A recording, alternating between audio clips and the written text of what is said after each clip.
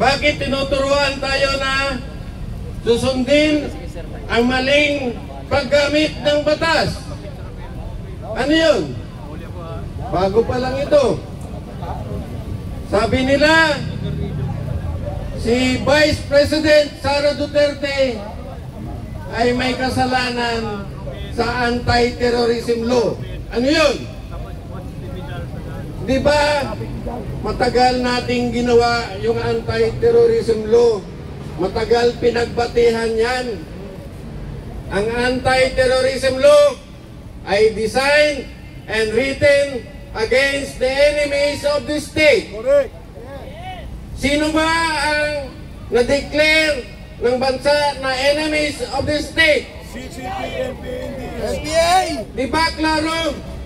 Yung mga tunay na terorista sa bayan. Na-declare ba ang ating BP na enemy of the state? Hindi! O bakit sinasabi nilang there is violation of anti-terrorism law? Saan napunta ang batas natin? Nasaan ang Supreme Court? Bakit pinapabayaan ninyo na binabalasubas ang ating mga batas? Ngayon, yung mga kasama namin na retired na ay pinaalahanan namin na ang pagpasunod sa batas ay dapat nasa tamang pamamaraan. Pero ang batas ay dapat nasusundin ng nagpapairal ng batas, ang PNP at ang Armed Forces of the Philippines. Tinuruan tayo na intindihin ang tamang pagpapairal sa batas. Eh bakit hindi ninyo sinusunod ang pagkakamali sa pagpapairal ng batas? Dapat kayo ang unang pipigil kung ang batas ay naging balasubas sa tingin ng iba. So ngayon, ang kailangan natin ay intindihin kung ano lang ang tama para sa ating bayan. So, titingnan natin kung sino ang tamang sumusunod sa batas. At ang hindi sumusunod sa batas ay babanggain ng karamihan sa amin. Ang tamang pagpapasunod sa batas ay dapat sundin ng lahat. Ang batas ay pinapairal para sa lahat. Ang batas ay dapat intindihin ng lahat. Ang mga lawyers at mga justices ay ginagawa lang nila ang tamang interpretation sa batas para sa mga hatol na gagawin ng ating mga judges and justices. Yun lang po. Maraming salamat sa pagpapahayag ni retired Major General Felizardo Simoy ng Armed Forces of the Philippines. Dumami na po tayo, mga kababayan, at magsasalita ulit. Dumami na rin yung mga pulis. Naalarma na. Lalo na nandito yung mga retired militar. Naalarma ang kapulisan, nandito mga retired militar. Dito na po yung mga general na militar. Magkakaroon tayo ng immediate press conference muna. At dumami tayo dahil dumating na ang mas maraming mga pulis pa. At tayo isisecure nila. Babantayan nila tayo para tayo ay maging mapayapa sa ating mga pagtitipon. Yun po ang dahilan kung bakit nandito sila upang mapakinggan nila tayo. Ulitin po natin, marami pong mga retired military officers and police officers na kasama po dito. Nila Captain Dado at nila Colonel Mitran at nila General Simoy at si Colonel Carillo, Colonel Yu sa police sector at marami pang iba. Pero patawag natin muna at bibigyan ng pagkakataon si Captain Dado para sumagot. Colonel Soparan para sumagot sa mga tanong. Captain Dado, samahan kita dito sa tanong. Okay, go. Captain Dado and General Simoy and Colonel Mitran, please come forward para sa isang immediate na media briefing or press briefing sa mga vloggers na nandito. Shoot, Brother BMR na mauna. Ayan, hello.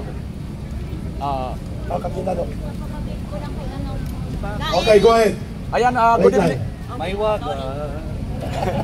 Okay. Ayan, isang magandang gabi po sa iyo, Captain Supremo Dado. Nandito po kami sa mga vloggers, lahat nandito po kami. Kukuha lang po kami ng reaksyon. Ano po ang inyong reaksyon doon, Captain?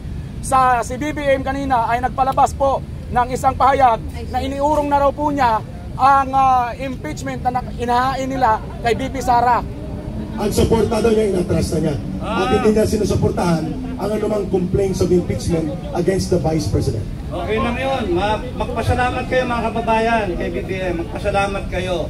Magpasalamat kayo sa langit at pinasukan si BBM ng tamang desisyon. Sinasabi ko nga sa kanya huwag kayong magsabi na natakot. Kayo naman. Natakot lang daw! Yun, nilakas ko pa. Huwag niyo sabihin na natakot. Bigyan niyo siya ng leeway ng konting elbow room na kaya niya ginawa yon kasi nahimasmasa nakita niya.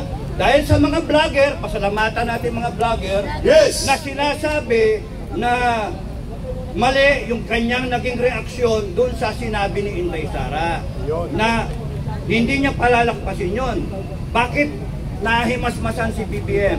Kasi yung pagsabi ni BBM na hindi niya palalakpasin yon at tatayuan nila yon na labag sa konstitusyon, hindi palalakpasin ng taong bayan yung gagawin ninyo. Yun. Kaya nahimasmasan. Nakita nila na mas makapangyarihan ang taong bayan. Kaya doon kayong maniwala. We the sovereign Filipino people, Constitution, we ordained and promulgated the Constitution. Hindi pwedeng baguhin ang Constitution ninyo. Hindi pwede. Kung hindi nyo niraratify, kung hindi kayo approve, bawat section, bawat amyenda na gagawin sa Constitution, hindi pwedeng basta-basta palitan. Kung hindi pumayag ang taong bayan, ganon kayo ka-powerful. Powerful ang taong bayan. Nasaan ang gobyerno? Nasa ibaba ng Constitution. Ito ang presidente, yung judge, yung Supreme Court, yung legislative, nasaan ang armed forces at saka mga PNP. Makinig kayo. AFP at PNP, nasa ibaba kayo ng executive. So, isang dangkal ang layo sa taong bayan. We, the sovereign people, then the Constitution that we ordained, binasbasan natin. Binigyan nyo na hininga. Lahat ng nakalagay sa Constitution, yon ang kagustuhan ng taong bayan. Kaya hindi pwedeng baluktutin. Hindi pwede. At ang nagtatangka na baluktutin yan, kalaban ng taong bayan. Yun, klaro. Pangalawa, may tanong dito mula kay Bisdak para sa mga vloggers. Bisdak, go ahead. Bisdak, at Fabio. ano po ang inyong gustong ipaabot sa grupo nila Captain Dado na dumalo ngayon sa It's a Swine Vigil ng mamamayang Pilipino? Captain Dado, maraming salamat po sa inyong kabayanihan at katapangan na nakasama po namin kayo ngayong gabi dito sa It's a Shrine. One time, big time. Kap, ito po yung katanungan ho. Ano ho ang inyong masasabi na itong NBI ay pinasumpina na ho si Vice President Inday Sara Duterte at bukas nga ho yung nakatakdang araw na dapat humarap si Vice President Inday Sara sa NBI. Kailangan pa bang humarap ni Vice President Inday Sara sa sumpina ng NBI dahil doon sa pag pinatay umano si Vice President Inday Sara ay meron siya umanong inuutusan na mag-revenge para sa kanyang kamatayan at hanapin si Martin Romualdez, Lisa Araneta Marcos at si Bongbong Marcos. Bago sagutin ni Captain Dado, itugtong na natin. Ngayong araw din po, Captain Dado, nag-file ang Philippine National Police ng criminal complaint kay Inday Sara Duterte for disobedience to local authorities. At ngayon ay may isa pang kasong ipapile sa pagtatangka sa buhay or attempt of assassination. Captain Dado, dalawang tanong yon. bilang pangalawang pinakamataas na opisyal na halal ng mamamayang Pilipino, anong reaksyon sa ginagawa ngayon ng NBI at PNP? NBI, kung nakikinig kayo, tsaka PNP, yung liderato, at lahat ng gobyerno, buong gobyerno ng Pilipinas, lahat ng mamamayang Pilipino, binabastos yung boto nyo eh. Yun lang yun. 32 million na bumoto, baka nyo bibirahin yung Vice President? No? Iikot ang gulong, huwag kayong nagpapagamit sa kabaluktutan itong gobyerno. Babanatan ninyo ng ganong kaso-kaso, wala yun. Wala yun. Kayang-kaya ni Sara, depensa niyo sarili niya. Walang kaso yon. Ang kaso, yung gumamit ka ng droga, yung magnakaw ka, plunder, yung hayaan mo na may nakikita palang ginagawa, yung magnakaw ng pera, yon yung problema. Kaya ngayon, yung double standard na yan, natutuwa ba tayo? Hindi! Kaya kami galit, Malacanang, kaya kami galit. At kung hindi nyo pakikinggan yung sinasabi namin, yung hinaing namin, sasamahin kayo sa taong bayan. Magagalit kami. Magkakaroon kami ng People's Initiative. Magkakaroon kami ng People's Initiative. Magkakaroon kami ng People's Initiative. Magkakaroon kami ng People's Court. Alam niyo yung People's Court? Magkakaroon kami ng People's Audit. Otrages. Anong gagawin ng audit? Yari kayong lahat, kayong mga magnanakaw. Yung salin ninyo at hindi tumugma doon sa mga pag-ari-arian yung relo, bag, damit, kotse, bahay, kondo, kahit sa abroad. Pagka hindi yung tumama, sisingilin namin kayo at magkakaroon tayo ng death penalty sa kagustuhan ng taong bayan. Anong Congress ang hinihintay natin? Anong Senado ang hinihintay natin? Ilang taon na yung binuro? 2004 pa, yung Resolution 10. Isang ano lang yan ang kagustuhan ng taong bayan. Kasi gusto natin, yun lang. Walang pwedeng bumuluktot sa taong bayan. Tandaan niyo yung kapangyarihan ninyo, mga kababayan. Huwag kayong patulog-tulog sa pansitan. Huwag kayong magpapadaig sa mga tarantado na hinayupak ng mga buwaka ng inang yan. Huwag kayong magana. Sorry, nagmura ako. Nasa simbahan. Sorry po. Yung nabili na jet. Ha? May binili na jet para magtakas. Tanong pa sa'yo. Sige. Ito mga kababayan, we have to address the elephant in the room, so to speak. Nandito na mga retired officers, may mga general, may mga kapitan, may mga koronel. Malinaw ang binanggit ni former President Duterte. Makinig ko po, former Chief Justice Lucas Bersamin, na ngayon ay Executive Secretary. Hindi po ipinanawagan ni Pangulong Duterte na magkudita. Hindi siya nanawagan na mag-mutiny. Ang sabi niya, nagtatanong siya sa Armed Forces of the Philippines, kaya niyo bang panindigan at tiisin na mayroon kayong Commander-in-Chief na nabubulit sa lulong o illegal na droga o drug addict president as Commander-in-Chief? Anong reaksyon niyo nito? Ito ba, Captain Dado, ay isang pang-uupak upang magkudita ang military na siyang tingin ngayon ng Malacanang kay Digong? Wala, mahina talaga utak ng mga nandun eh. Hindi yon inciting to sedition. Inciting to do the right thing. Yun. Yung sedition, aaklas ka sa gobyerno. Yung doing the right thing, sasamahan mo yung taong bayan. Yun yun. Pagtatanggol mo yung taong bayan, yung interes ng taong bayan, malayo ang diferensya. Anong inciting to sedition? Salita lang yan. Salita lang yan. Yan, inimbento ng mga lawyer natin, ng mga judge natin. Bakit kayo nagpapa-under dyan? Tayo ang nasa ibabaw. Tayo, yung konstitusyon. Magkaroon kayo ng lakas ng loob. At kukuha kayo ng lakas ng loob sa bawat isa. Sa bawat isa. Ang tingting, yun yung prinsipyo ng Filipino Guerrilla Forces. Ang walis tingting, kunin mo isang piraso, pakliin mo kahit isang kamay, kayang-kaya. Pero yung isang buong walis tingting, pakliin mo ganyan, hindi mo kaya. Ang taong bayan, pagsama-sama, hindi mo kayang baliin. Isang malakas na pwersa yan. Kaya huwag kayo natatakot, mga kababayan. At yun ang sagot natin. Ang tao, ang bayan, hindi magkakapi. Ang tao, ang bayan, hindi magkakapi. The people united will never be defeated. The people united will never be defeated.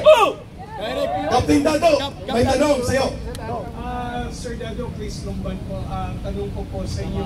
Nangangamba po ngayon ang mga retiree ng mga military po kasi ang kanilang pension ay nangangamba din po na naubusan na ng pondo. Ano po ba sasabi niyo po? Masasagot yan ni Commander Bukay, General Metran. Okay, ako ang sasagot doon. Nangangamba? Dalawa yan. Nangangamba? Talagang nangangamba kami. Ilang taon na lumipas yan. Hinahabol ko ang 4.9 billion na karating na ito sa Pangulong Marcos, kay Senador Secretary Lactamillo, at saka sa ARTA, at saka sa Ombudsman, at saka kay National Defense Secretary Teodoro. Ako mismo ang lumalaban dito. Anong nangyari? Wala na ako natakbuhan. Kawawa naman ng Pilipino. Wala na tayo tatakbuhan. Saan ba tayo tatakbo ngayon? Sa Filipino Guerrilla Forces tayo magkaisa. Ituloy natin bukas.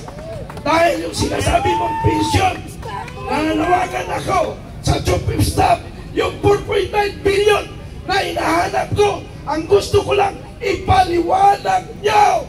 2017 pa yan, hindi nyo pa nilalabas. Pinarating ko na yan sa Pangulong Marcos, sa kanyang bayaw na Martin Araneta. Hanggang ngayon, puta kayo. Ay, simbahan. Sorry, Panginoon. Nasabi ko lang po. Dahil sa sama ng loob ng mga pensioner. Pensioner! Mga pensioner! Kailangan samahan nyo naman ako. Nag-iisa lang ako. Yung isang, dito kayo, ay, nandiyan ka pala. Isang general sumama sa akin. Sinamahan ako after 1 week. Umatras. Ang problema pa lang ngayon sa administrasyon. Alam niyo problema sa administrasyon? Ha? Kaya wala na tayong kakampi. Alam niyo bakit? Lahat bayan magmula sa Supreme Court. Ang ginagawa nila, asa na Supreme Court? May kumikilos pa sa Supreme Court? Wala ba? May nagtatanggol ba sa atin? Kahit press releases lang? Wala! Asan si i-friend na yung si Iguan, yung Babalo, si Babalo, yung si Renato Reyes, si Running Press, nasaan na yun? Nasaan?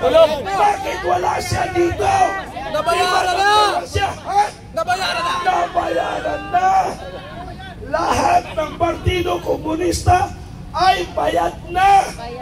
Ang problema lang, linggo-linggo sa kabundukan ng Samar, nakiinkwentro. Ang problema, ang taong bayan nasa baba, ang biktima ang nasa taas, nagpapakasarap. Kaya sa bayan ng Pilipino, mga mamayang Pilipino, yung mga nanonood dito, ang mga nakikinig sa ating mga vloggers sa YouTube, tulungan nyo kami iparating ang lahat ng nangyayari sa bansa, ang korupsyon, ang adik, ang abuso. Sino ang nag-abuso ng batas? Sino? Ang Kongreso.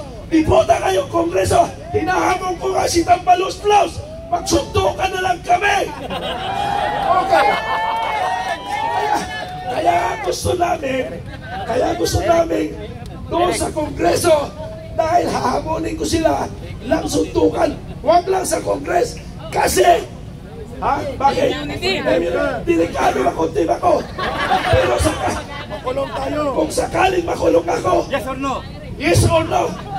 Wala akong sasagot. Pumunta na lang ako ng kulungan. Pero hindi ako kukuha ng abogado. Kung sakali ako ipa-aresto, never! Hindi ako kukuha ng abogado.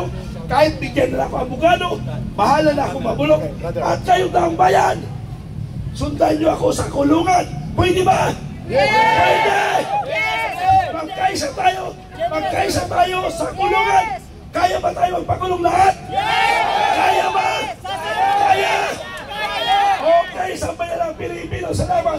Salamat sa kulungan. Last question, dahil mayroon pa po tayong mga programa bukas. Mas malaki, mas matatag, at mas nakakayanig na pagtitipon bukas. Last question para kay Captain Dado at sa grupo nila sa Filipino Guerrilla Forces.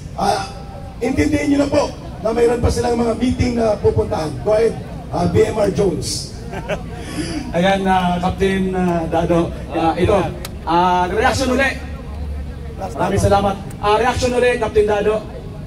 Yung kahapon sa Quadcom hearing, nandun po, umatin po yung AMLAC.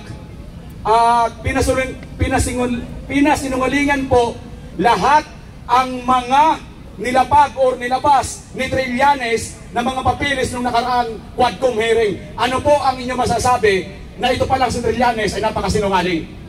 Final question mo na ito, and then panawagan ni Captain Dado sa Pangbayan para bukas at sa susunod na araw.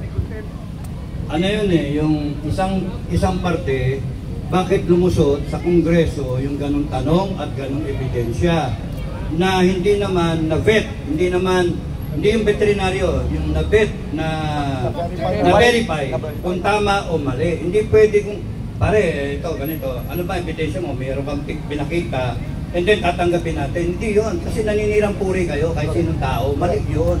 Hindi tama yun.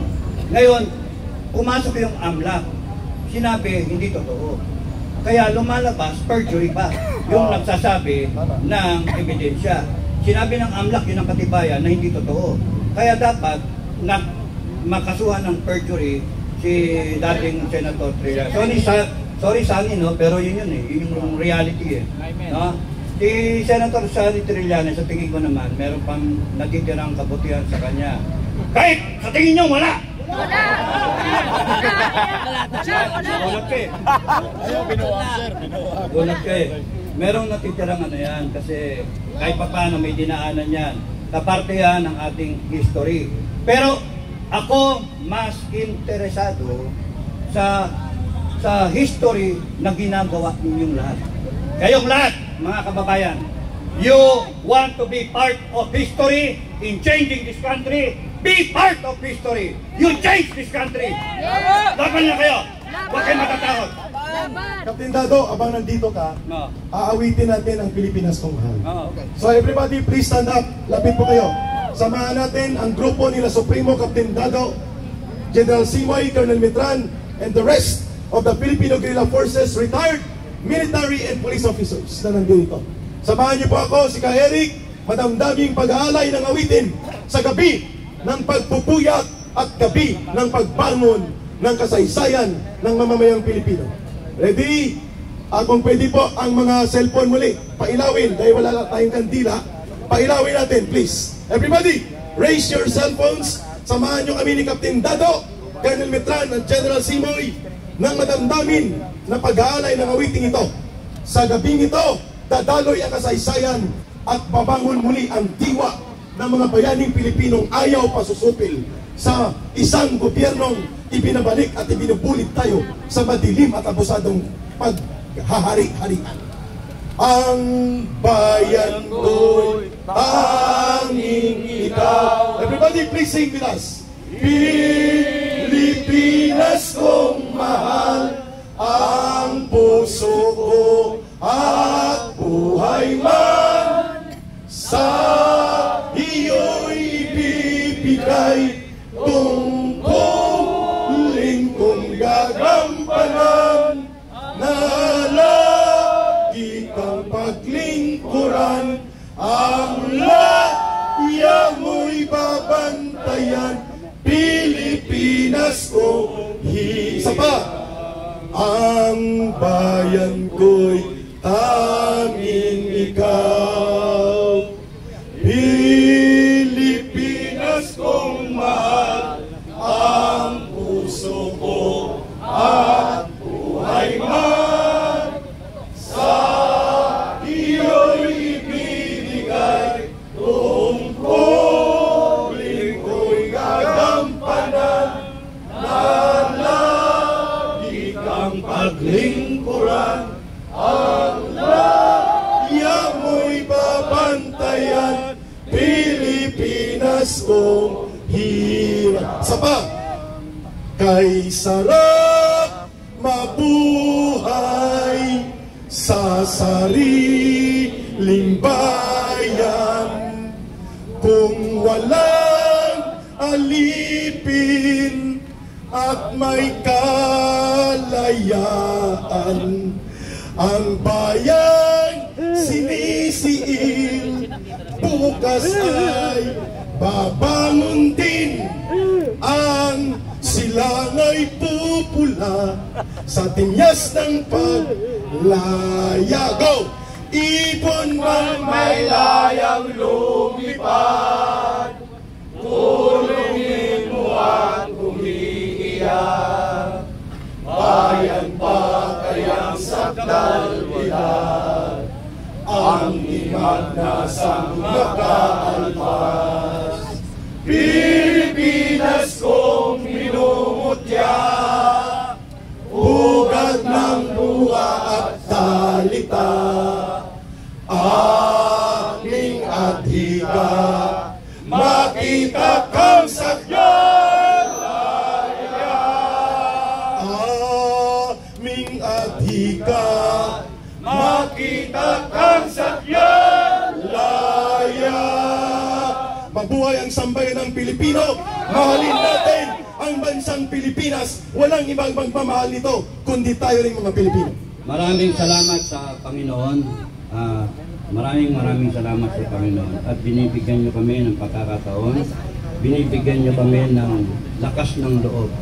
At tamang pag-iisip para makita kung ano ang tama at maganda para sa bansang ito. Laban na kayo mga kababayan.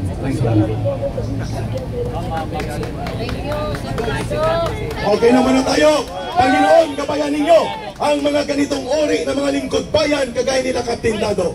Dito muna tayo mag-break. May announcement lang si Ma'am MJ. Yes. So, may mga pagkain pa tayo dyan. May konti pang, may mga boiled eggs, tubig, sandwiches. At dun sa mga hindi pa naghapunan, may konti pa rin na